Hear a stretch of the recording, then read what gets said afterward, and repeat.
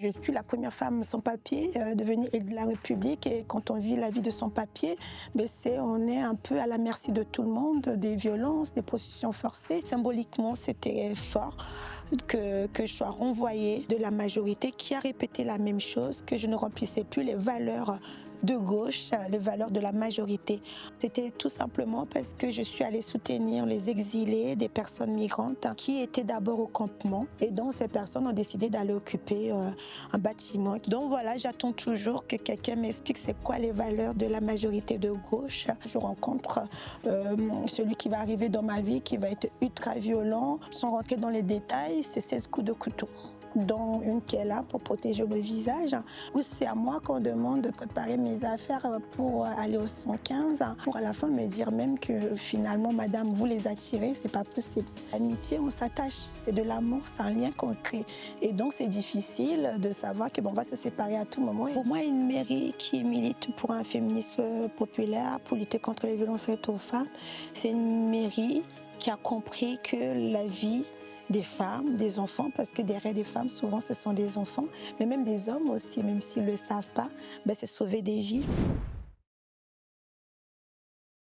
Bonjour et bienvenue sur le plateau de l'insoumission.fr. Aujourd'hui, j'ai l'honneur et le plaisir d'accueillir Régine Comocoli. Bonjour Régine. Bonjour. Tu es élue de la République, conseillère départementale d'Ille-et-Vilaine. Tu as été en charge de la protection maternelle et infantile, de la petite enfance et des parentalités.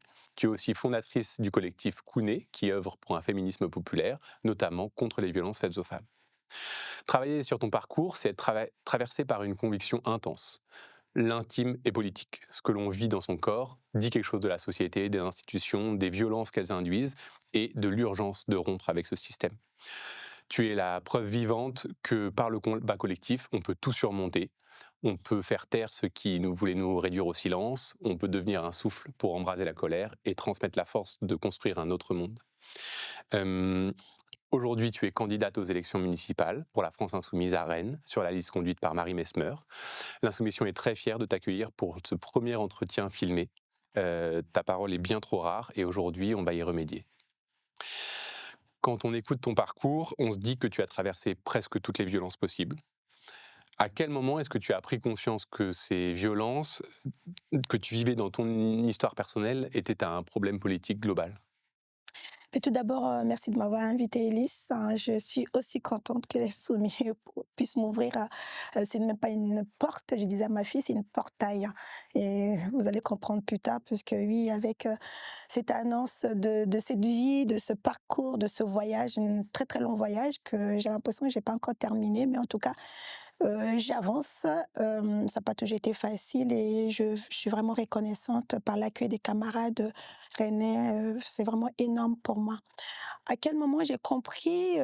J'ai compris au moment où, avec en fait, comment dire? C'est la violence. C'est dans cette violence que j'ai compris qu'en fait, mon parcours n'est pas un échec individuel parce que souvent on pense que c'est ça nous voilà, c'est notre problème. J'ai compris que c'était un problème de politique globale.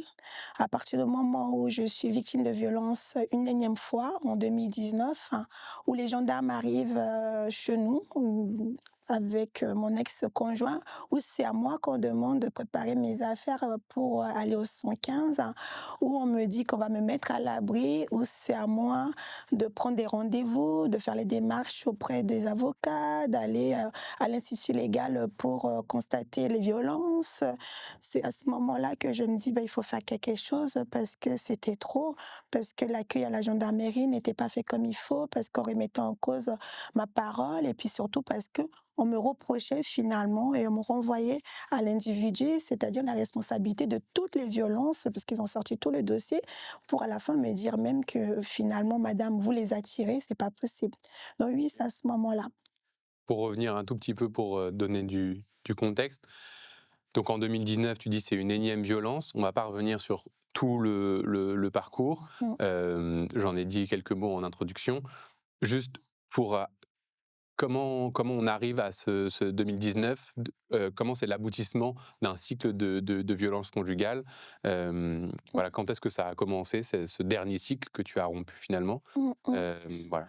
Lié aussi au parcours, hein, donc tu l'as bien rappelé, je suis la première femme sans papier, devenue élue de la République et quand on vit la vie de sans papier, beh, on est un peu à la merci de tout le monde, des violences, des prostitutions forcées, tous ces choses, c'est le travail précaire, des violences en fait qu'on n'est pas de toute façon on n'a pas de parole, parce qu'on n'a pas de papier puisque de toute façon on n'est pas réussi et donc plusieurs épisodes, pour vous faire court, avant ce dernier, j'en ai connu au moins 4, 4 avec, cette action. Le papa de mes filles, qui lui-même était un militaire, qui avait utilisé d'ailleurs son arme de service sur moi pour me menacer de mort et c'est ce qui a d'ailleurs, explique aussi parce que les gens peuvent se poser la question: «Pourquoi l'hôpital psychiatrique?» et ben, c'est en ce moment-là que le médecin va dire, «Je fais une dépression, post-traumatique liée à la guerre, donc à travers ce kalachnikov ici en France, ça va déclencher cette maladie que je vais, vivre et que je vis encore avec, dans mon corps, qui touche à la santé mentale». Donc après et entre-temps, bah, juste avant ce dernier où je rencontre, celui qui va arriver dans ma vie, qui va être ultra violent. Pour donner une idée, sans rentrer dans les détails, c'est 16 coups de couteau, dont une qui est là pour protéger le visage. Donc là, je vois la mort et puis comme si ça suffisait pas, le dernier papa de ma fille qui connaissait très bien l'histoire, hein, qui même était le sauveur à un moment donné, ben, devient encore pire parce que en fait, lui aussi, il profite de cette situation et je le pense vraiment en se disant: «Mais de toute façon, on va pas te croire qu'il va croire une femme qui a changé plusieurs» c'est comme ça qu'il disait, changer plusieurs hommes, qui avait voilà, avec toutes ces violences qui est là et qui est d'ailleurs, il le dit à un moment donné, dérangé mentalement parce que c'est comme ça qu'il va considérer la question santé mentale. Donc c'est pour ça qu'il va commettre cet acte très violent devant les enfants. Ma fille, elle avait que à peine 3 mois en ce moment-là et puis mes filles étaient très très jeunes. Donc quand les gendarmes arrivent, c'est sa parole qu'on écoute. C'est tout ce résumé qu'il va mettre à disposition des gendarmes et ils vont s'en tenir que là-dessus pour me m'extraire de ce logement. Et puis après, ça va en suivre un parcours de combattant, mais de très très long, parce que je vais rester avec mes filles en tout plus de 1013 nuits en logement provisoire, dont 7, dans ma voiture, dans les escaliers, dans encore pire, pire, quoi. Donc oui, Donc ça, c'est de 2019 à 2022. oui, c'est Enfin, ça, c'est ça. qu'est-ce qui t'a donné envie de t'engager dans le collectif Kouné? Alors le collectif CUNE que j'ai co-créé avec les copines du quartier, c'était alors je vais pas dire c'est la somme puisqu'en ce moment-là, je suis en logement provisoire, je suis au 115 exactement, je me rappelle et je travaillais à l'association Mosaïque, qui est une association dans le quartier de Vigan, un quartier populaire, qui aide les femmes voilées. Donc je donnais les cours de Zumba et puis aussi, l'atelier couture, donc avec ces femmes, on pouvait échanger sur la question des violences, mais aussi, faire des activités pour sortir un peu du quotidien et donc, arrive le covid, hein, je suis au 115 donc, pour tous ceux qui s'en souviennent encore, la fermeture de tout accueil collectif. Et donc là, bah, je me retrouve avec, alors on a eu la chance quand même grâce à ma fille, sa marraine nous propose son logement. Et là, on voit à la télé l'annonce de la demande de notre cher président, Monsieur Macron, pour fabriquer des masques. Et je vais proposer aux femmes du collectif de l'association Mosaïque, si on peut fabriquer des masques pour s'occuper aussi, parce que bah, le temps était long. Et donc, les femmes vont accepter. Et depuis WhatsApp, donc je vais créer un groupe WhatsApp et donc j'envoyais les tutos. Et c'est comme ça, grâce au président de l'association qui faisait livraison des machines à coudre, on va fabriquer plus de 3000 masques, hein, rien que les femmes du quartier.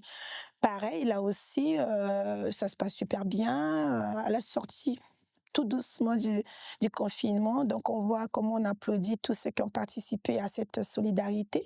Et dans le quartier, on ne parle pas de nous, on ne parle pas des femmes. Et puis, je me rappelle, je dis à ma copine Fatima, j'ai dit, c'est quand même incroyable. Bon, d'habitude, on fait des choses incroyables, mais là, pour une fois, on a participé à une solidarité nationale. Les masques coûtaient quand même 5 000 €. Donc, je vous laisse faire l'addition de 3000 masques. Et là, on ne parle pas de nous.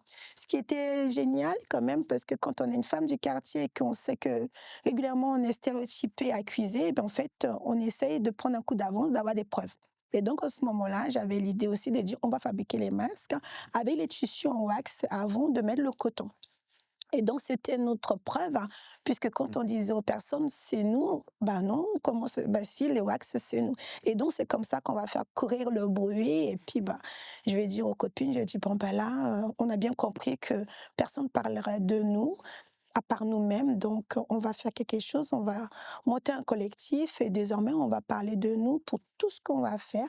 Et donc, c'est comme ça que je vais monter. Ben, c'était Facebook en ce moment-là le plus facile, hein, et décider à partir de ce moment-là de communiquer sur toutes nos activités, tout ce qu'on allait faire.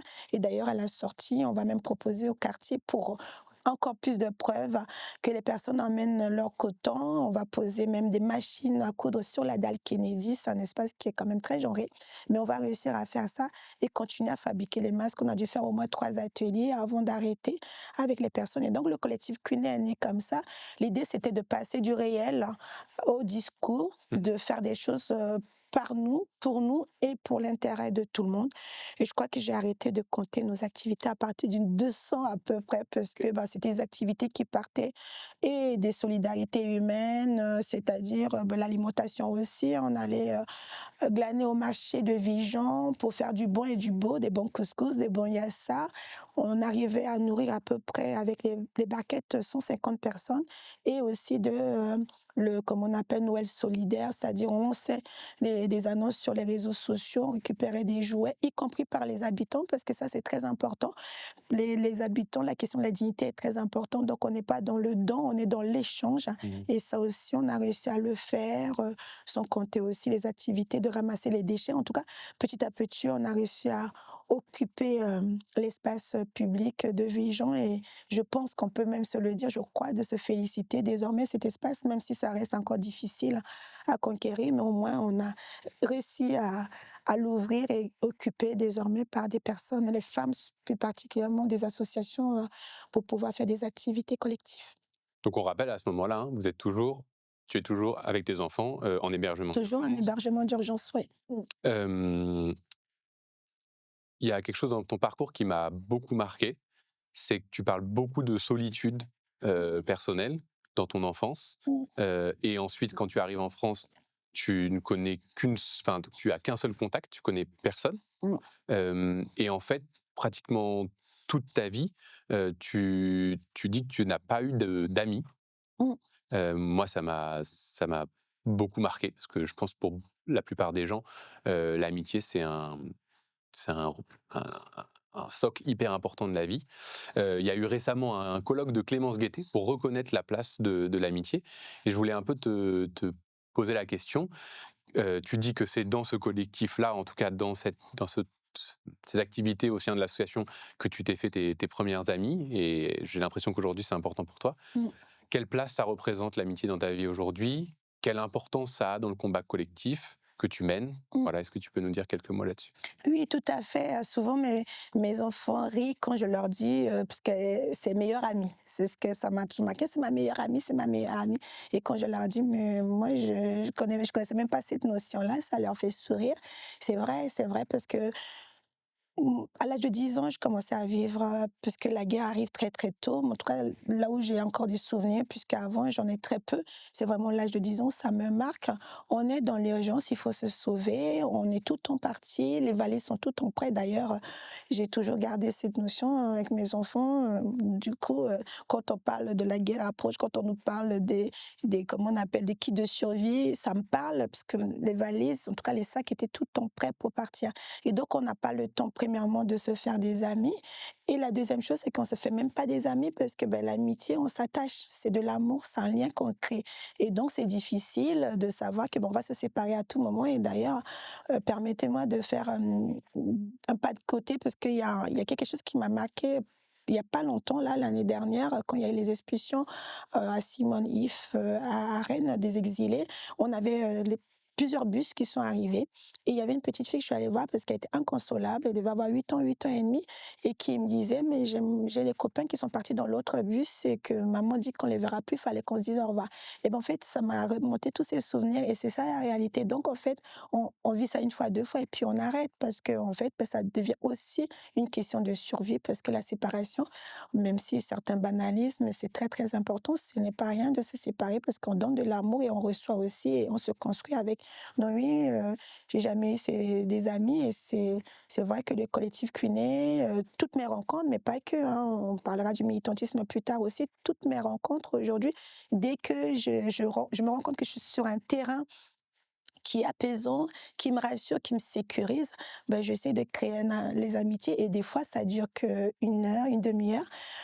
Je le prends d'ailleurs, si on peut tout mettre en compétence, je pense que j'ai cette compétence, cette capacité à vivre que l'instant parce que de toute façon, pour moi, demain, j'en sais rien, j'ai jamais appris à vivre avec le demain, je vis vraiment le jour au jour et ce qui fait que, ben, moi, mes amitiés, je les vis très fortement et je les vis en global, c'est-à-dire, je fais pas la part des choses, il y a pas de frontières, je prends tout et ben, c'est tout, c'est un tout quand je vis en amitié et je pense que c'est une bonne chose, finalement, en tant que politique, d'avoir aussi ce prisme parce que ça fait partie de l'individu qui construit aussi le collectif. Oui. Mmh. Là, tu dirais que dans le collectif, pratiquement tout le monde devient tes amis et c'est ça qui fait aussi la force de ce collectif-là, Cuné, et des clandestines dont on va parler Je un peu après. pense oui, parce que pour moi, ça c'est une construction de l'humain même, donc je vois pas comment on arrive et j'ai toujours trouvé, je demande aux gens: «Comment vous arrivez à faire la part des choses?» Moi, j'entends souvent ça, même entre les professionnels: «Ouais, il faut garder une distance», ou entre les enfants ou des personnes qui se rencontrent. Comment vous arrivez à faire ça pour ne fût-ce que passer parce que se construire, c'est pas forcément toute une vie parce qu'on sait pas ce qui nous réserve demain, mais au moins à l'instant pour prendre plaisir dans ce qu'on fait, pour moi, je pense que c'est essentiel, oui. Merci beaucoup. Donc ensuite, ou en fait, c'est pratiquement en même temps que tu fondes le collectif Cuné, tu vas aussi décider de créer la structure Les Clandestines. Est-ce que tu peux nous dire quelques mots sur cette structure et quel manque cela va combler? Alors les clandestines sont arrivés en 2023, malheureusement, c'est suite, à l'assassinat de notre copine Marie. Donc Marie, c'était une maman, de 4 enfants dans le quartier, de Vigan. C'est un féminicide, hein, clairement puisque ce monsieur décide de lui ôter la vie devant ses enfants. Et donc, cet acte qui va être très traumatisant pour tout un quartier, mais plus tard aussi pour toute la ville. Mais évidemment, nous, on était très proches, et même moi plus particulièrement, puisque elle m'a toujours accompagnée, même dans ma dernière décision de partir, elle m'avait soutenue. Et puis c'est une femme, comme on a l'habitude de dire, des femmes fortes, grandes, voilà, de l'extérieur. Je le dis parce que c'est très important pour ceux qui nous entendent de ne pas se fier à cette gilet, en fait, parce qu'en fait, on est tous et tous humains. On a des fragilités et des fois, il faut pas s'attacher à ça, il faut vraiment aller plus loin. Et Marie, moi, mais y compris d'autres aussi, on s'en veut encore parce qu'on n'a pas su voir ça. On s'appuyait, c'était la personne qui accueillait tout le monde, qui écoutait, alors que on savait aussi qu'elle vivait des violences, mais on n'aurait jamais pensé qu'elle irait jusqu'à mourir sous le coup de son conjoint, alors que même qu'on aurait pu éviter ce monsieur qui était condamné plusieurs fois. Et là, bah, la justice n'a rien fait pour Marie. Donc, la mort de Marie a déclenché cette colère. Et donc, fallait transformer cette colère par quelque chose. Et puis, c'était aussi pour continuer à faire vivre aussi le nom de Marie, parce qu'on ne veut pas l'oublier. Et c'est comme ça que les clandestines sont nées. L'idée, c'est de faire des choses par nous-mêmes, pour nous-mêmes, hein, par les femmes du quartier. Et d'ailleurs, j'ai fait mes petites recherches. Les clandestines, c'est le premier...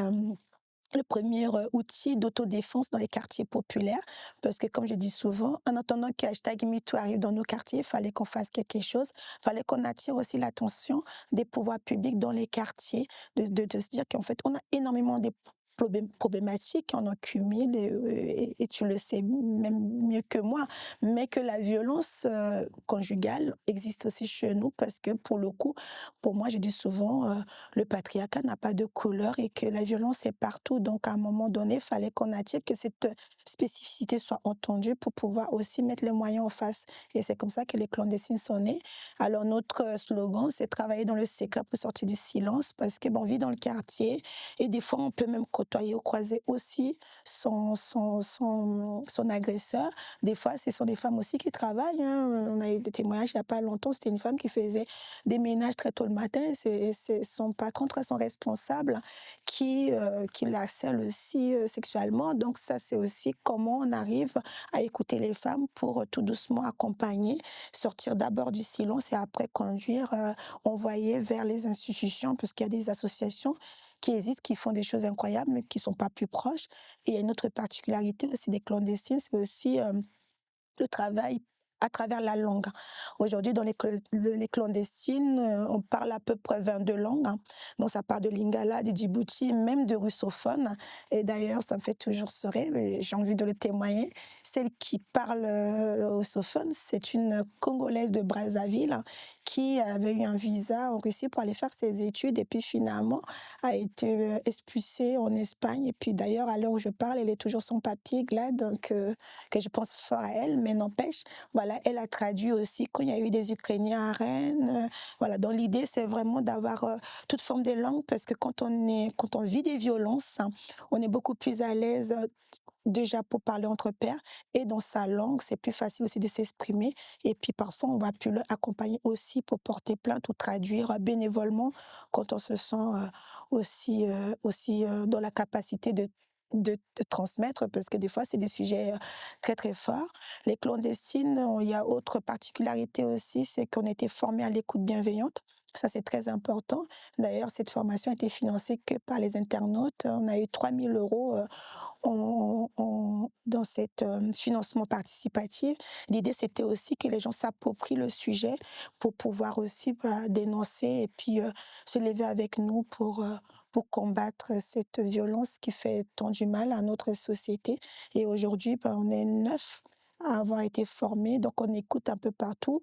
D'ailleurs, ça va beaucoup plus loin parce que des fois, je fais des écoutes aussi au téléphone, des personnes qui appellent de Paris, de Marseille, mais c'est un temps, c'est 20 minutes, on prend le temps d'écouter vraiment, on ne juge pas et on est là vraiment pour écouter et puis quand on nous demande après, on donne des conseils. Mais en général, les personnes savent où aller, qui, les associations, mais ce qu'elles, parce que c'est beaucoup des femmes, elles cherchent plus de l'écoute et de ne pas être jugées parce que ça, c'est très compliqué encore pour beaucoup des femmes de sortir de cette spirale. Pourquoi vous avez choisi le nom Les Clandestines?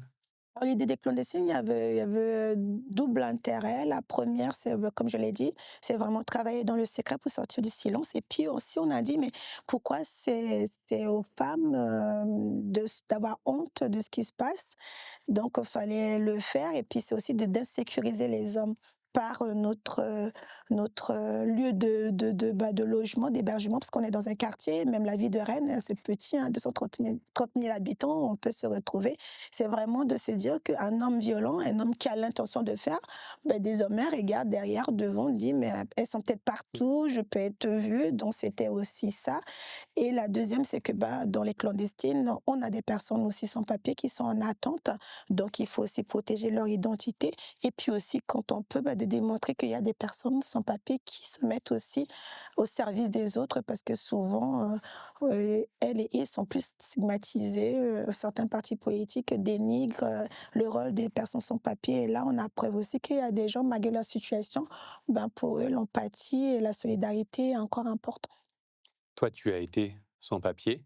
Mm. Tu es très fière, tu m'as dit, Mm. d'être la première élue de la République sans papier, enfin Mm. qui a été sans papier. Mm. Comment est-ce que ça a construit ton regard sur la République, sur la police, sur les institutions françaises en général, d'avoir vécu sans papier? Oui, alors, fierté de dire que première femme devenue élue de la République et passée par la case sans papier, double intérêt. Moi, j'ai décidé désormais, d'ailleurs, mais ça fait un petit moment, qu'avec tout ce que j'ai vécu, je me suis posée, j'ai additionné, je me suis dit, bon, si Régine, moi j'ai 44 ans aujourd'hui, si tu es passée par tout ça, c'est qu'il y a forcément une mission. On croit en Dieu, on croit à l'univers, les ancêtres, on fait comme on veut, mais il y a forcément un projet de tout ça. Et donc, j'ai décidé de transformer toute cette souffrance, tout ce parcours par je ne sais pas comment dire, un objet, un outil politique pour changer la vie des gens. En tout cas, je l'espère. Et dans le dire, c'est aussi pour encourager des personnes, des camarades qui vivent encore dans cette situation, parce que quand on est dans ce parcours, le plus difficile, c'est le mental, hein. C'est pas les matériels, c'est vraiment le mental, c'est protéger sa santé mentale, mais aussi de survivre, d'espérer, vraiment, parce que c'est très long. Il y a le ni oui ni non. Des fois, on n'a pas de réponse, on ne sait pas si, qu'est-ce qui va se passer, l'OQTF, il y a beaucoup de choses. Donc, moi, dire ça, c'est dire aux copains, copines que ben, c'est possible, on peut s'en sortir. Peut-être tout le monde ne deviendra pas l'élu de la République, mais on peut devenir quelqu'un en partant de cela. Ça, c'est la première. Et la deuxième aussi, c'est pour les responsables politiques, ceux qui décident, ceux qui prennent des décisions sur la vie des migrants et migrants, de dire que ben, en fait, quand on donne la possibilité, quand on régularise les gens, quand on leur offre des moyens, et ben, ils peuvent aussi, c'est un investissement et que ça rend service aussi à la société. Donc, pour moi, c'est pour ça que je le dis. Le regard sur la police, les politiques, le reste, ben, c'est un regard, c'est que quand on est sans papier, on n'est pas on n'est pas protégé, on est contrôlé tout le temps, on est surveillé. Donc on n'est pas à l'abri, on est même harcelé. Aujourd'hui, c'est la réalité des copains, des copines qui vivent sans papier, c'est ça, c'est les angoisses, c'est on ne sait pas ce qui va se passer demain, c'est de ne même pas être entendu, c'est ne pas connaître ses droits. Heureusement qu'il y a des associations qui existent pour accompagner les personnes, mais sinon, on ne sait pas. Moi, je suis arrivée dans ce pays, j'avais à peine, j'ai fêté presque mes 19 ans ici. Je sors d'un pays où j'ai connu que la guerre ou que des années blanches. J'ai pas fait des études comme tout le monde. Je parlais même pas français, alors même que je parlais au moins 4 langues, deux langues nationales et 2 langues dites ethniques. Mais voilà, on arrive, on connaît pas, on sait pas comment, par où passer et on ne lit pas nos droits. Pour beaucoup, on vient des pays en guerre, donc normalement, on devait être protégé par toutes les lois qui protègent les personnes exilées, mais en fait, on n'en a pas. À l'heure où je te parle, il y a des femmes congolaises qui sont à Rennes, qui sont dans le campement, qui ont été déboutées. Alors que tout le monde sait ce qui se passe à l'est du Congo, les femmes sont violées, assassinées et tout ça. Donc, on traverse tout ça et on arrive ici, on est contrôlé par la police, on est contrôlé par le système. Ceux qui le font bien, parce qu'il y en a quand même, en fait, on les rencontre pas et on vit dans la clandestinité en permanence. Quand tu es arrivé en France, tu as subi l'exploitation sexuelle et le mariage forcé. Pourquoi le système d'accueil actuel, il échoue à protéger particulièrement les femmes migrantes? Parce que je pense sérieusement que le système, il faut le dire, est raciste et discriminatoire. C'est un système qui considère encore des sous-femmes, pour ne pas dire des sous-hommes. C'est que quand on n'a pas de papier, on n'est pas considéré, on n'existe même pas et on aimerait qu'on n'existe pas. On est mis dans les cases et puis bah, c'est au bon vouloir et c'est pas normal parce que moi je pense qu'à un moment donné on est des humains qui ont traversé pour le coup des situations très très difficiles pour juste vivre Mmh. et quand on arrive là dans un pays aussi grand comme la France qui est très très considéré hein, moi quand j'étais en Afrique la France c'est tout, la France c'est le pays de la liberté, le pays de droits des femmes, il y a eu des luttes pour qu'on ait beaucoup de droits, qu'on soit protégé et on arrive ici, ça peut choquer des gens mais finalement, pour moi, la violence la plus dure a été pour moi ici. Parce que autant dans mes pays, c'était la guerre, c'était pareil pour tout le monde.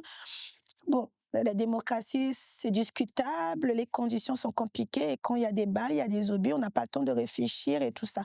Sauf que là, on est dans un pays qui, 100 ans est en paix, où il y a eu des luttes féministes, des droits civiques et tout, et en fait, on vit encore l'esclavage ici, l'esclavage sexuel, l'esclavage dans toutes les formes. Donc, pour moi, le système est complice de cette réalité qui met des femmes, et surtout des femmes et des jeunes femmes, parce que à 18 ans, je diffère pas grand-chose d'un MNA de 17 ans, des 16 ans, et on a de plus en plus des jeunes filles qui sont, et qu'on voit pas souvent, qui sont aussi dans des maisons par des hommes qui profitent du système. Tout le monde en profite, et ça, c'est très malheureux. C'est pas la grandeur de la France qu'on aime. Ouais. Oui, parce qu'on quand on pense aux mineurs non accompagnés, mais globalement même aux jeunes personnes migrantes, on voit souvent des hommes. Elles sont où les femmes, en fait? C'est ça. Et ben, sont dans les mariages forcés. Ça fait sourire les gens quand je parle de mariage forcé parce que on a aussi cette idée reçue que les mariages forcés sont en Afrique. Ben non, il y a des mariages forcés ici quand on a des hommes de 57 ans, de 60 ans qui se permettent Ça, d'aller. c'est ça qui t'est arrivé C'est ce à qui toi? m'est arrivé, mon ex-mari avait 57 ans, mon aîné, et donc qui avait dit qu'il m'aidait. Et donc, évidemment, en tant que jeune femme, mais même très, très ignorante de tout le système, je pensais vraiment que j'avais affaire à quelqu'un de bien pour m'aider. Et puis, une fois que le mariage a été fait, il a décidé de consommer comme il dit. Et donc, et puis j'ai des témoignages encore aujourd'hui de beaucoup de jeunes filles. La prostitution des mineurs, bon, il y a des chiffres là-dessus. Donc, c'est une réalité aussi, et des blanches et aussi des mineurs non accompagnés, mais plus encore des mineurs non accompagnés parce qu'il n'y a pas de parents, il n'y a pas de proches, il n'y a pas d'amitié. Et c'est vraiment des enfants vraiment victimes à la merci des prédateurs. Mmh. Est-ce qu'il y a des difficultés particulières quand on est mère célibataire pour obtenir des papiers? Les difficultés sont même générales, hein, parce que ça va dépendre. Est-ce qu'on arrive avec son enfant? Est-ce qu'on fait les enfants ici? Et d'ailleurs, pire encore, les enfants, parce que mon aîné, quand je l'ai eu, je viens d'avoir mon titre de 1 an et ça m'avait déjà choquée parce que elle non plus, en fait, elle avait pas de titre, alors même qu'elle était née en France. C'était un enfant qui était né dans un hôpital ici en France et tout ça. Donc, on la comptait presque comme un enfant qui a des origines, enfin, qui a des origines, mais d'origine étrangère. Mais non, en fait, c'est un Français pour moi. Enfin, elle est née sur cette terre et donc, il fallait faire les démarches au niveau de la préfecture. J'allais faire la queue aussi avec elle pour renouveler.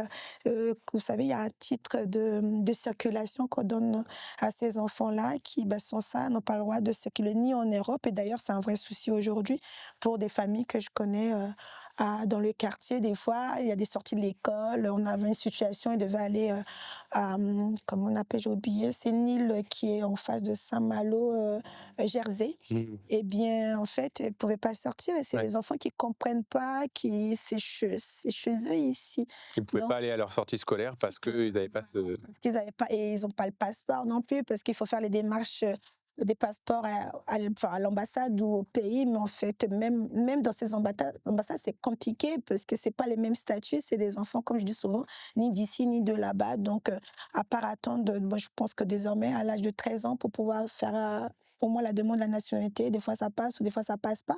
Ça reste très, très compliqué. Donc, être déjà seul, sans papier, c'est difficile. Seul, même avec un titre de séjour, avec des enfants, ça reste très, très compliqué. La démarche administrative, c'est vraiment une charge énorme pour les femmes mentalement Mmh. parce que on a d'autres choses à gérer en plus de cela. Tu as connu l'ASE, les placements.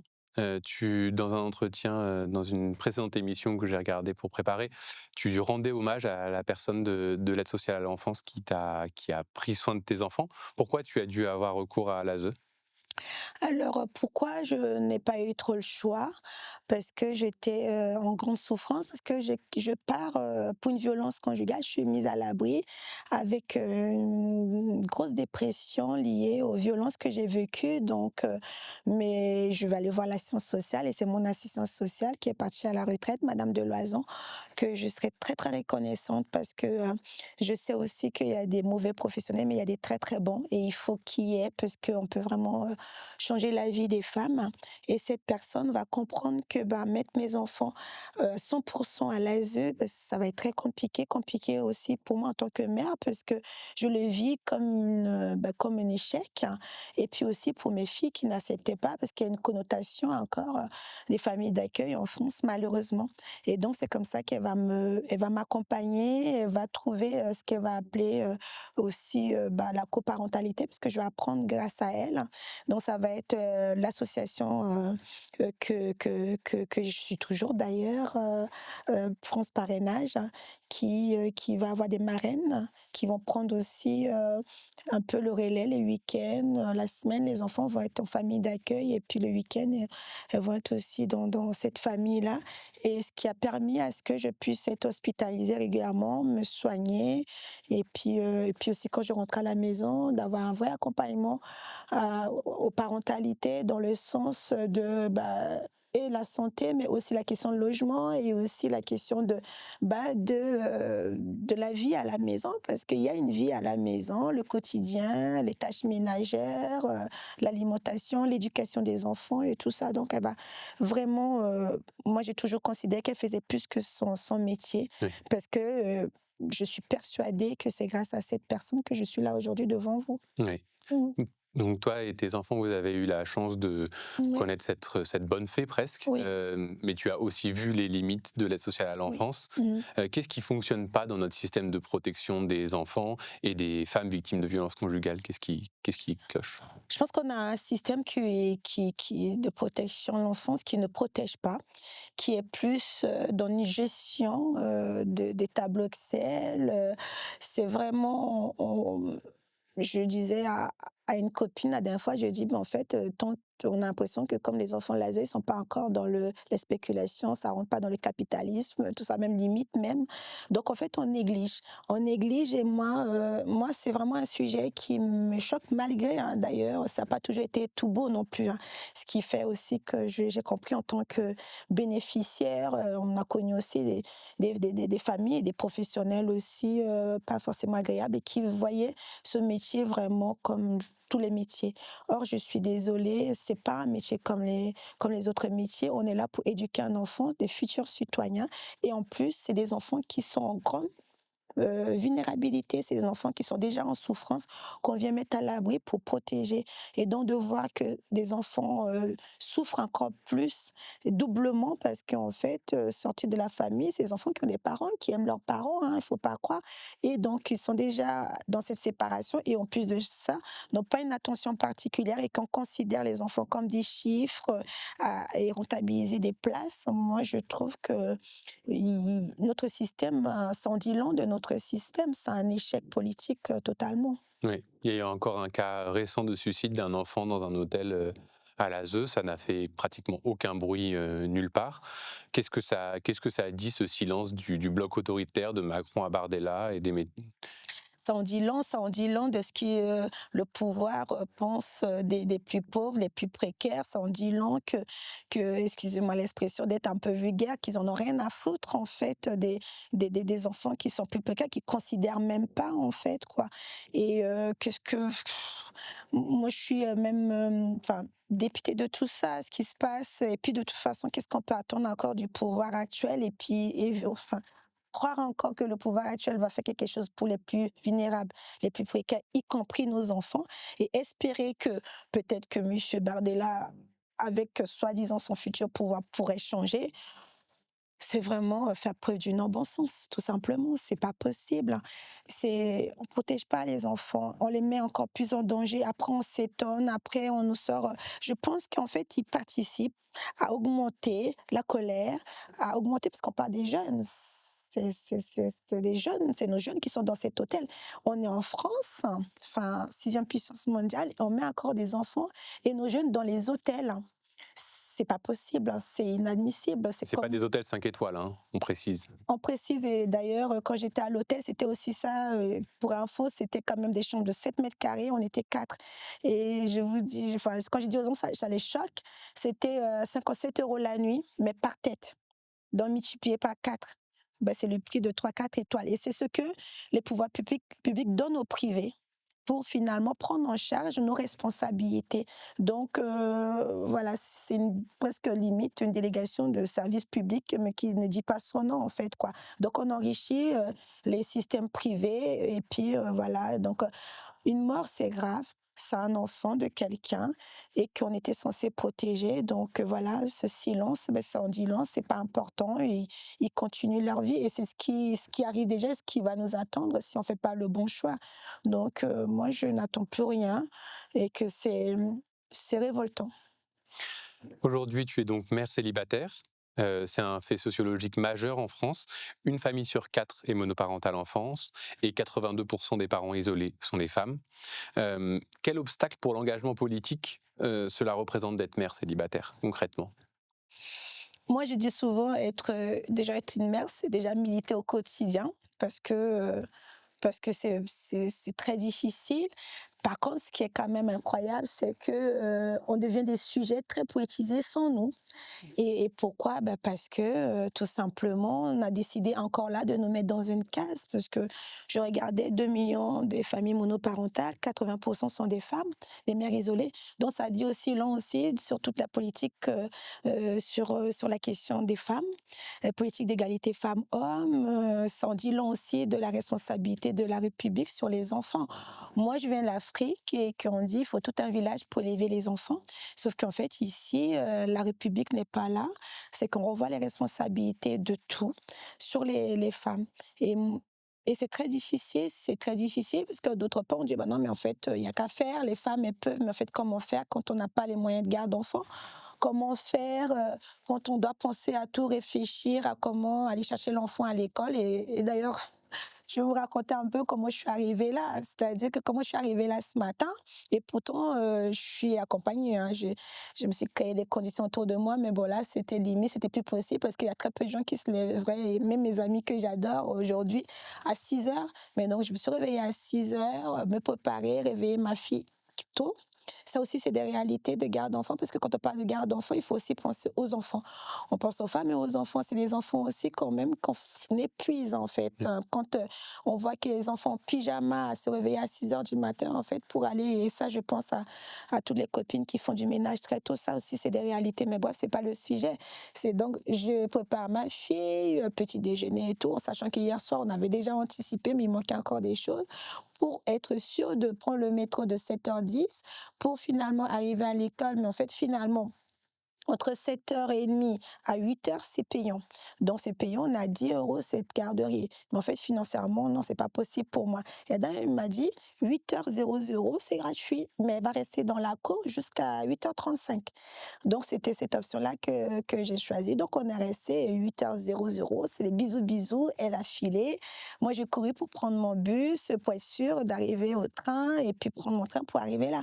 Ça, c'est ça la réalité. C'est comment on réfléchit. Je suis sûre que les hommes ou d'autres personnes qui ne sont pas confrontées à ce sujet ne se posent même pas la question. Ils pensent que c'est normal, c'est naturel.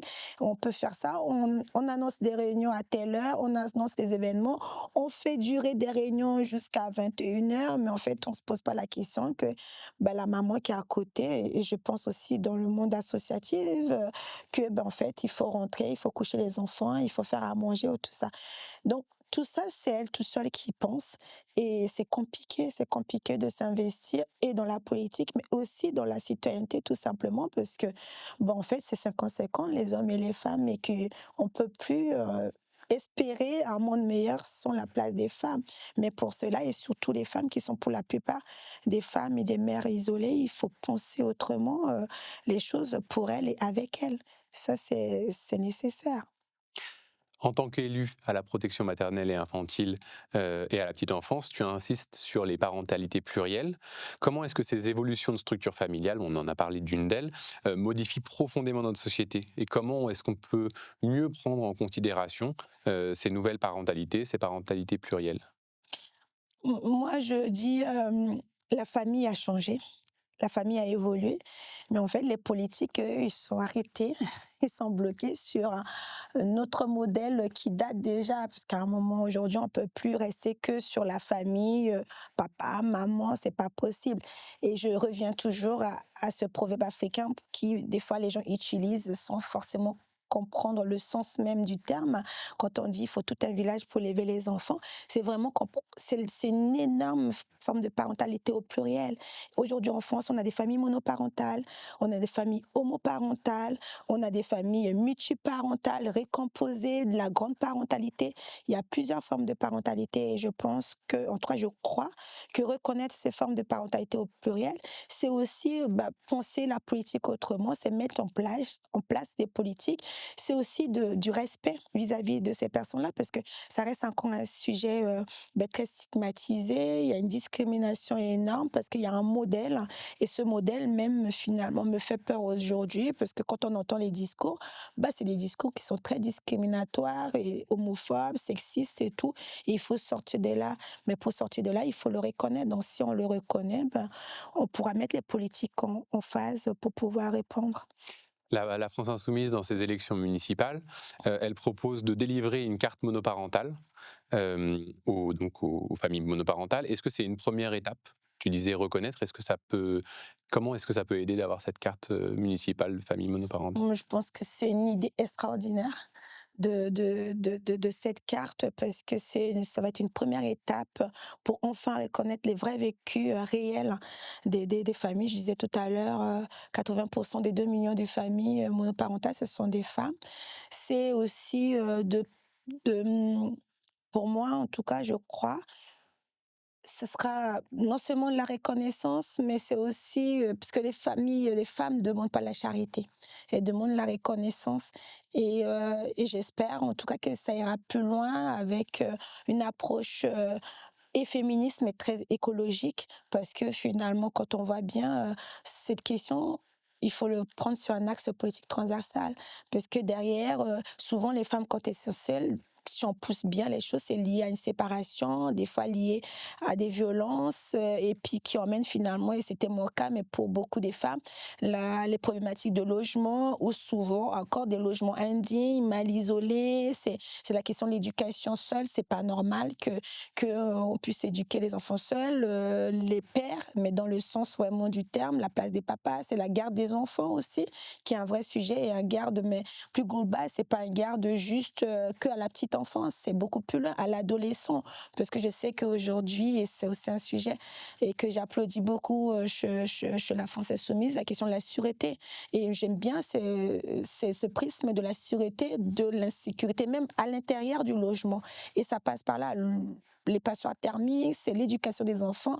Quand on est maman et qu'on a des adolescents et qu'il faut gérer tout seul, c'est pas possible. Où est la République? Donc, moi, je trouve que cette carte, et je l'espère, va vraiment même pas sécuriser, mais assurer la sérénité des femmes pour, à un moment donné, on parle beaucoup de la question de charge mentale, donc qu'on puisse se décharger de ça et se dire que voilà, on pense à nous, on fait des choses pour nous, avec nous, et c'est pas de la charité. C'est un devoir de le faire, et bravo à la France Insoumise. Moi, je suis très reconnaissante. Aujourd'hui, tu n'es plus en charge de la protection maternelle et infantile. Pourquoi est-ce que tu as été démise de tes fonctions que tu exerçais? Oui, alors ma délégation PMI, petite enfance et les parentalités, c'est d'ailleurs les parentalités qui est une délégation à part entière que j'ai travaillé durement pendant 3 ans et demi, que je rappelle que j'ai fini ma feuille de route 3 ans avant la fin de mandat. Donc cette renvoi n'a rien à voir avec ma mission, il faut que ça soit clair parce que souvent j'entends quand même des commentaires qui sont pas agréables en sachant que je travaillais 72 heures par semaine en étant maman, c'est-à-dire j'ai pris sur les temps de sortie, j'ai pris sur le temps des devoirs, j'ai fait appel et des fois, Dieu seul sait, par tous les moyens, par tout mon entourage pour garder mes enfants, pour me mettre au service des Brétiliennes et Brétiliennes. Donc il faut que vraiment ça soit clair. C'était tout simplement parce que je suis allée soutenir les exilés, des personnes migrantes qui étaient d'abord au campement. Et puis, malheureusement, il faisait froid. Pour ceux qui se rappellent, il faisait quand même -4 degrés. Donc, à un moment donné, quand on n'a plus un endroit pour se mettre à l'abri, pour se mettre en sécurité, pour se sauver la vie, parce que les gens meurent de froid, ben, on trouve un bâtiment, on va se mettre dedans, parce que ça aussi, c'est la réalité. C'est pas normal qu'on ait des bâtiments vides alors qu'il y a des personnes qui dorment dehors. Et donc, ces personnes ont décidé d'aller occuper un bâtiment qui est un bâtiment qui appartient, le centre social, au département d'Ille-et-Vilaine.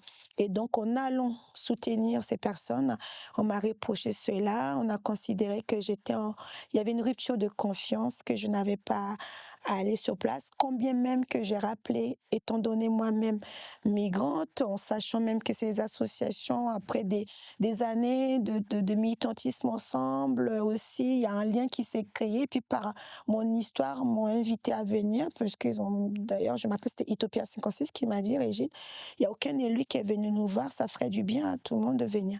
Et donc, je suis allée, c'était l'erreur qui m'a été reprochée. Donc, d'abord, démis de ma délégation, parce qu'on m'avait demandé de choisir, soit je suis militante, soit je suis politique. Mais sauf que je suis les deux, et je dis, je peux pas choisir, je ne pouvais pas choisir. Donc, il y a eu d'abord ce menace qui a été concrétisé et fait par le président du département d'Ille-et-Vilaine. Et puis, la deuxième, c'est le 18 décembre, la journée internationale des droits des migrants. Ça m'avait quand même touchée plus particulièrement parce que symboliquement, c'était fort que je sois renvoyée de la majorité qui a répété la même chose, que je ne remplissais plus les valeurs de gauche, les valeurs de la majorité. Or, je rappelle que les valeurs que j'ai signées au début du mandat en 2021, c'était des valeurs de la solidarité, de la question l'accueil digne des migrants, des logements dignes, que j'ai même entendu qu'il n'y aura pas d'enfants et des femmes à dormir dans la rue et que quand bien même j'étais aussi déléguée directe et tout ça. Donc voilà, j'attends toujours que quelqu'un m'explique c'est quoi les valeurs de la majorité de gauche. Mais en tout cas, ce qui est sûr, c'est que moi, je pense que je crois fortement que j'ai fait ce que j'avais à faire, je dors bien avec. Ce renvoi, ces démissions, enfin, de me renvoyer, tout ça, moi, j'ai toujours dit c'est une fin d'une autre histoire, c'est une porte qui s'est fermée, mais la portail s'est ouvert sur autre chose. Et puis, il faut continuer, il faut aussi qu'il y ait des personnes, et il y en a, et ou ceux qui doutent encore d'y aller, de refuser ce qui se passe aujourd'hui. En 2026, on ne peut plus accepter que la solidarité devienne un délit. Donc, il faut combattre ça fortement parce que sinon, c'est laisser la place au fascisme et à la haine, et ça, c'est pas possible. J'ai pas passé tout ça, je suis pas restée en vie pour regarder ce qui se passe, donc je vais continuer quitte à tout perdre parce que à côté, je gagne aussi par mes valeurs intimes qui est la solidarité. Et tu as aussi gagné une nouvelle famille politique qui est très heureuse de t'accueillir. Donc aujourd'hui, tu es candidate sur la liste de la France Insoumise à Rennes, portée par la députée Marie Mesmer. Mm. Qu'est-ce qu'une municipalité peut faire, ici et maintenant, très concrètement, pour protéger réellement les femmes victimes de violences? Et plus largement, c'est quoi une mairie qui milite pour un féminisme populaire? Pour moi, une mairie qui milite pour un féminisme populaire, pour lutter contre les violences faites aux femmes, c'est une mairie qui a compris que la vie des femmes, des enfants, parce que derrière des femmes, souvent, ce sont des enfants, mais même des hommes aussi, même s'ils ne le savent pas, ben, c'est sauver des vies, c'est sauver même l'humanité. Pour moi, cette question est même liée aussi à l'écologie, parce que on peut pas, euh, on peut pas faire de la politique, on peut pas penser les choses, on peut pas penser même l'écologie sans les luttes sociales. Donc pour moi, une mairie qui va changer les choses, ça va être une mairie antiraciste, antifasciste, c'est une mairie féministe, c'est une mairie qui a compris que bah, pour les femmes politiques, il va falloir mettre des moyens de garde d'enfants pendant les réunions, le conseil municipal. C'est une mairie qui va comprendre aussi qu'y compris même quand il y a une rencontre dans les quartiers, aller rencontrer les citoyens, c'est mettre aussi un moyen de garde aussi pour les citoyennes et citoyens pour qu'elles puissent venir. Et d'ailleurs, je l'ai vu en œuvre depuis que je suis arrivée, toutes les réunions, toutes les rencontres, y compris le dernier meeting de vœux, ben, ça a été mis en place, la question des gardes d'enfants. Et même, je l'espère, mais en tout cas, je suis là aussi, mais d'autres sont attentifs, ça devient même automatique quand on demande est-ce qu'il y a un camarade ou une camarade, d'ailleurs un camarade, parce qu'il n'est pas question que cette question soit renvoyée qu'aux femmes, que les hommes puissent aussi, et qu'ils puissent garder les enfants. Moi, régulièrement, tous les lundis, on a une réunion à 17h, et ben la dernière qui m'a quand même marquée, et là pour le coup j'étais là en mode je veux voir ce qui va se passer sans forcément réagir pour voir vraiment si ça rentre, parce que je sais aussi que c'est un changement de pratique, donc voilà, pour déconstruire tout ça il faut du travail, mais des fois aussi mise à l'épreuve. Ma fille était malade, elle avait la grippe, je ramène, et donc on est arrivé pendant la réunion. Et de temps en temps, elle me réclamait. Et donc, je quittais, elle était pas loin. Il y avait un espace qui était aménagé par les camarades qui ont donné des chaises tout de suite. Donc là, je me dis, ah, ça y est, ça fonctionne. Et je quittais la réunion. Et à un moment, un camarade est venu me voir et dit, Régine, si ça te dit, tu présentes, pour assurer ta fille, tu me présentes à ta fille, je m'en occupe et tu te concentres pour la réunion. J'ai trouvé ça incroyable. Ça n'a même pas été, on n'a pas eu besoin de faire une réunion pour que ça soit pensé, c'est-à-dire c'est devenu pour ce camarade homme même naturel de faire. Et finalement, j'ai pu faire 1 heure et demie, et la réunion était prévue sur plus d'une heure et demie. Même là, Marie a dit, bah, on va d'abord passer des sujets où il y a des votes pour que Régine puisse participer et donner son avis. Et comme ça, Régine, tu rentres parce que j'imagine que tu vas aller faire à manger et pour tes filles. Et c'est énorme. Ça paraît rien. Je préfère vraiment donner des exemples concrets. C'est ça ce qu'on demande. C'est ça les femmes. C'est que on n'a pas à quémander, on n'a pas à se battre, à lutter pour prendre notre place. C'est que tout le monde lutte ensemble, que ça devient vraiment automatique. La question se pose. Une femme qui arrive, qui se présente, je suis maman seule, j'ai des enfants, tout ça, bah, que ça soit réfléchi. D'ailleurs, Marie, elle y tient à ce que bah, les hommes puissent aussi posé la question. On a fait la formation il n'y a pas longtemps, justement, pour qu'elle a rappelé les choses en disant, voilà, si on veut avancer, si on veut des camarades femmes aussi dans nos luttes, ben, il faut aussi il faut que les hommes soient des vrais féministes dans le sens où accompagner, aider, parce que ben, finalement, c'est l'intérêt de toutes et tous, non seulement de gagner, mais aussi après d'aller en mission pour être au service des Rennaises et Rennais. Donc voilà, pour moi, ça ce sera une mairie insoumise, c'est ça. C'est vraiment de penser la question de l'égalité femmes-hommes plus globale et pas forcément dans la charité, mais vraiment dans les devoirs. Tu as vécu dans ta voiture avec tes filles. Quelles mesures d'urgence la liste de Marie Messmer propose-t-elle pour qu'aucune femme battue, parce que ça a été ton cas, femme battue, se retrouve à dormir à la rue? Qu'est-ce que vous proposez? Marie Mesmer, notre tête de liste, j'appelle Marie parce que Mmh. il y a un lien d'amitié, de camaraderie qui est là. Elle y tient d'ailleurs. Elle a été claire et je suis sûre que c'est non négociable. Elle a dit une mairie insoumise sous son mandat, il n'y aura pas de femmes et des enfants dans la rue. C'est pas possible. Elle a dit, elle a rappelé, ça sera une priorité. Déjà que les personnes qui dorment dans la rue, c'est compliqué, c'est inacceptable, mais encore pire qu'une personne qui a été victime d'un autre. Et d'ailleurs, souvent, malheureusement, parfois, les hommes qui commettent cet acte, qui agressent, eux, ils restent dans les logements, et des fois même des logements plus grands. C'est pas possible. Donc là-dessus, elle a été claire, et c'est clair pour tout le monde. Je pense que les Rennaises et Rennais ont compris que avec une mairie insoumise sous le mandat de Marie, il n'y aura pas de femmes et des enfants qui dormiront dans la rue. Il y aura des vraies préventions, il y aura un accompagnement. Il y a aussi la formation des policiers, parce que du coup, on aura la police municipale qui est la police de proximité dans la prévention, qui seront formés. Il y aura aussi là une mixité réelle, qui est autant de femmes que des hommes, que les femmes ont le choix, avec qui elles veulent déposer la plainte, qu'elles soient accompagnées. Donc, moi, je ne m'inquiète pas. Et d'ailleurs, c'est pour ça que j'ai accepté d'être à ses côtés. Je pense qu'elle se battra parce que la lutte contre les violences faites aux femmes, elle est très sensible. Et puis aussi, je la vois dans les manifestations. Elle vient dans les manifestations féministes. C'est aussi là qu'on demande aussi de voir les élus parce que parfois, les choses ne se font pas que localement, c'est aussi au niveau national et c'est dans les luttes aussi. Comme elle dit souvent, avoir un pied dans la rue, avoir un pied dedans. Et c'est l'ensemble qui fait une bonne politique. Et moi, j'y crois. Tu l'as évoqué, il y a des choses qu'on peut faire à la mairie. Un bouclier de proximité, c'est faisable, mais tout ne peut pas se faire pour un féminisme populaire et plus largement pour toute la transformation sociale. Ça passe par la prise du pouvoir national.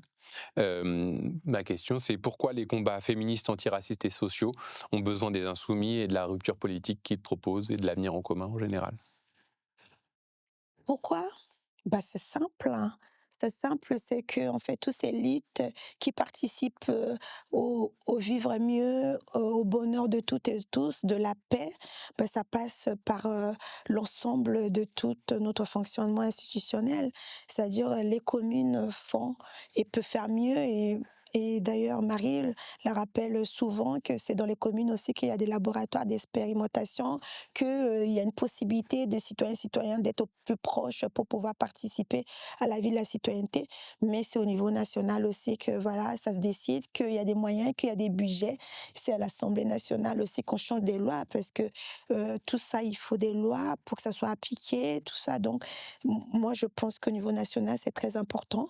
C'est important d'avoir en tête ce qui va se passer après 2026. Je ne sais pas si on peut en parler, mais d'y aller parce que c'est urgent d'ailleurs et on ne peut pas dissocier parce que d'ailleurs on le voit en ce moment avec la question budgétaire puisque les dotations de l'État, quand ça n'arrive pas au niveau des communes ou aussi au département dont j'en fais partie, on voit bien comment on fait des coupes, les associations n'ont plus de moyens, il y a eu quand même malheureusement, même moi j'ai eu aussi à avoir cette charge d'aller annoncer aux associations que voilà, on va couper tant, donc aussi c'est des pertes d'emploi parce que au niveau national, parce qu'il n'y a pas d'écoute, parce qu'il n'y a pas un vrai budget pour pouvoir concrètement transformer la vie des gens, parce que les gens souffrent et qu'ils ont besoin d'un changement. Donc moi, je crois qu'on peut plus attendre d'un modèle qui dure depuis longtemps, qui précarise les gens et qui les met de plus en plus, il y a de plus en plus de pauvres et il y a de plus en plus riches, d'attendre un changement. Donc il faut la rupture et jusqu'aux preuves contraires, à part la France insoumise, je ne vois pas qui propose cette rupture qui est nécessaire et tout le monde demande, y compris dans les urnes, même si bon, ça n'a pas été respecté par le gouvernement actuel, mais il faut continuer à se battre parce qu'on ne peut plus continuer à gaver des autres et puis à précariser certains, avoir des gens dans la rue, c'est insupportable. Dans l'ensemble de tes combats, qu'est-ce que ça changerait, l'application de l'avenir en commun concrètement, que ce soit, dans le collectif Cuné, dans les clandestines, dans ton travail de protection maternelle et infantile? Comment est-ce que l'avenir en commun, le programme de la France insoumise, ça changerait la vie pour les gens? Ça changeait la vie pour les gens, tout simplement. La première chose, et c'est l'urgence. Mais je pense que pour tous les Françaises et Français qui se sentent pas écoutés, c'est sorti de ces mépris. On n'est pas écouté. Non seulement on n'est pas écouté, et en plus, on est précarisé. En plus, il y a un système qui fait tellement souffrir que les gens sont en colère, cette colère qui se transforme de plus en plus à une violence même pour soi-même, parce que finalement, on vient toucher à la dignité des gens, parce que qu'est-ce qu'on a en soi à part une vie simple, à être heureux, à bien manger, à bien se loger, à bien voir ses enfants à l'école, à voir que ses enfants ne sont pas en sécurité, parce que la réalité, c'est que moi, je viens d'un quartier populaire qui s'appelle Vigan, c'est des grands tours, les gens sont à l'intérieur du logement, ben, en fait, c'est mal isolé, c'est des enfants qui sont tout le temps malades, et puis pour le peu qui vont descendre en bas d'immeubles pour jouer au foot, ben, ils sont pas à l'abri de tous ces grands bandits qui sont là, qui viennent en fait recruter des enfants, d'ailleurs de plus en plus 10 ans où les parents, la maman qui est seule, qui doit aller travailler, faire ses petits mi-temps et tout ça.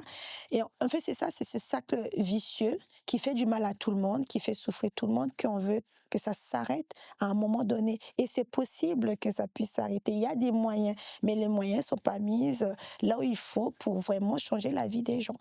Et donc, ce projet, j'espère que ça va voir le jour et il faut, parce que c'est nécessaire, parce qu'on ne veut pas arriver là où on nous parle, le chaos, tout ce que se passe ailleurs, la guerre et tout ça. Non, on s'est battu, l'Europe s'est battue, son temps de paix, c'est pas pour avoir cette guerre. On vit déjà cette guerre. Et pour moi, c'est ça la guerre. Quand on mange mal, quand on dort mal, quand on n'a pas accès à tout, quand on ne peut plus rêver tout simplement quelque chose de naturel et que quand on parle de l'avenir, on nous parle d'utopie, c'est déjà une guerre et c'est pas possible, c'est pas humain.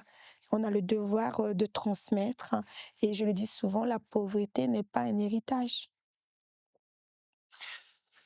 Là, aujourd'hui, tu retrouves des choses de la guerre dans la situation qu'on connaît en France? Ça c'est quelque chose que tu par le manque d'avenir, c'est ça? Ouais, par le manque d'avenir, parce que rêver maintenant, ça devient une utopie limite, parce que en réalité aussi, hein, moi je pense aux habitants de Vigan et puis on peut pas passer à côté. Où l'année dernière c'était très compliqué et quand je parle de nos enfants qui sont recrutés pour ces grands bandits où le narcotrafic fait des dégâts et je sais que ce sujet est pris au sérieux, ben c'est aussi ça la réalité, c'est des guerres qu'on vit au quotidien, c'est des mamans qui ne trouvent pas d'emploi ou c'est à mi-temps avec des horaires décalés et que la question d'éducation, ben, ça devient un sujet très, très complexe parce que c'est les fermetures d'écoles. Dans mon quartier aussi, c'est ça. On a un collège avec la question voilà, ils veulent fermer le collège parce que, en fait, c'est toujours, on demande la mixité sociale dans le sens délocaliser les familles. En fait, on déplace le problème alors qu'on ne prend pas le problème qui n'est pas, comme je le dis, c'est pas des échecs des habitants, c'est un échec politique et global et ça fait souffrir tout le monde.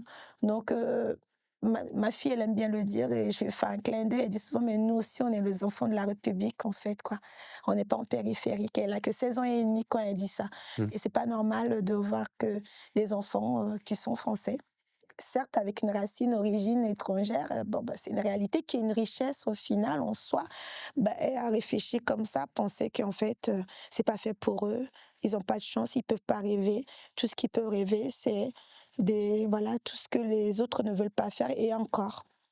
Cette semaine, une tribune sort dans la presse, signée par un grand nombre de mères célibataires engagées dans la bataille des municipales avec la France insoumise. Quelle fierté ça représente d'être au sein d'un mouvement qui prend à bras-le-corps cette question de l'engagement des mères célibataires en politique. Eh bien, c'est une, enfin, je sais pas trop comment dire les choses, à dire seulement que c'est bien. C'est un euphémisme, mais c'est un grand pas. C'est un grand pas parce que j'ai jamais autant entendu parler des mères célibataires, j'ai jamais entendu autant nos problématiques et prises au sérieux. C'est une reconnaissance, pour moi, politique. C'est une reconnaissance aussi, de tout le travail qui a été fait aussi par celles qui sont passées avant nous, mais de nous autres, hein, dans le sens où, enfin, on reconnaît non seulement cette place, mais on reconnaît aussi, ce que j'appelle, l'expertise d'usage, en fait, quoi. Parce que, on l'a dit et je l'ai répété pendant le long de cet entretien, c'est qu'être une mère, isolée, mère célibataire, mère seule avec ses enfants, bah, c'est déjà militer, c'est de la politique parce que c'est global, c'est en général. C'est-à-dire, une mère, c'est, celle qui pense à comment éduquer son enfant, c'est l'école, et c'est la question de logement, c'est la question de l'alimentation. De bonne alimentation, ça devient un sujet. C'est la santé de l'enfant, c'est le médecin, c'est vraiment le quotidien, c'est le transport, c'est en global. Et là, je pense que c'est important et je salue d'ailleurs, les luttes de toutes ces femmes qui se battent parce que c'est pas facile, malheureusement, de lutter au quotidien pour, faire passer les messages sans forcément, d'avoir des fois certains, je dirais pas les noms de certains partis qui stigmatisent et puis qui continuent encore, à sortir, enfin, des propos ignobles des fois. Donc oui, c'est une bonne chose, mais non, il faut vraiment concrétiser.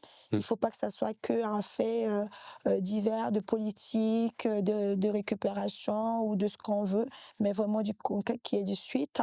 Et d'ailleurs, au passage, je tiens à témoigner, toute ma gratitude à Marie, Marie Messmer, notre tête de liste qui est très attachée et pour ce faire, elle a matérialisé ça puisque sur sa liste, dont moi, mais il y a aussi 2 femmes, mères isolées et qu'elle a même décidé de mettre en position, éligible.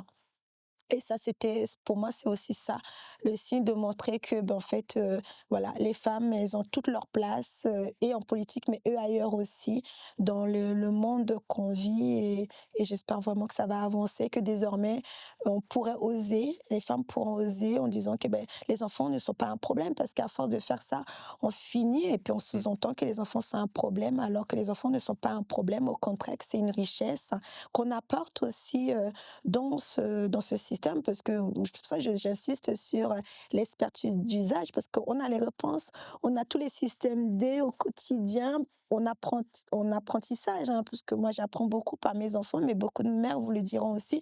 Donc on a des solutions, on sait que c'est important, l'alimentation bio et pas de plastique, on le sait, parce que derrière on peut dire pourquoi c'est important. On sait qu'un logement et où il y a des moisissures, ben moi je sais que voilà, ça fait que ma fille elle a l'asthme et que en fait ça me coûte au mutuel et que ça me coûte aussi à des rendez-vous chez le médecin parce que le temps qu'on attend 1 heure dans la salle d'attente, c'est un temps qu'on peut pas non plus aussi aller travailler ou en tout cas s'en servir ou aller aussi en loisir parce que ça on n'en parle pas, ça devient un luxe, hein, aller boire un verre et tout ça c'est des projets qui sont d'ailleurs dans le programme de la France insoumise pour elle, c'est aussi penser ces temps, des espaces pour les femmes seules, des bars, comme elle dit souvent Marie, d'aller écouter le rock.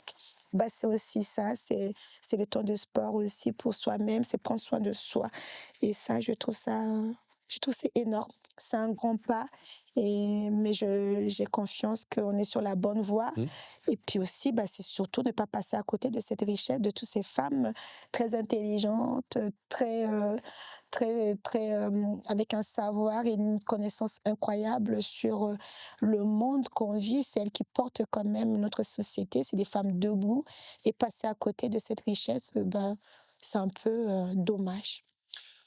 Pour conclure cet entretien, un mot célèbre de Jean-Luc Mélenchon, c'est faire mieux. Qu'est-ce que la France insoumise peut encore faire mieux pour permettre l'engagement des femmes célibataires en politique? La Française soumise peut faire mieux pour mettre en place, et j'insiste encore, la garde des enfants, mais dans le sens global. La Française soumise peut faire mieux sur le sens de travail de répit parental. On n'en parle pas assez parce que aider les femmes, la garde d'enfants ne s'arrête pas à aller accompagner à l'école ou à la crèche ou comment on appelle, les temps de centre de loisirs, c'est aussi à domicile. C'est une aide ménagère, pourquoi pas aussi à un moment donné. Faire mieux, c'est aussi qu'il y ait une priorité pour des femmes victimes de violences conjugales quand elles sont mises à l'abri, qu'elles aient une priorité au 115, qu'elles aient une priorité à un abri. C'est faire mieux, c'est aussi avoir des maisons des femmes partout, mais des vraies maisons.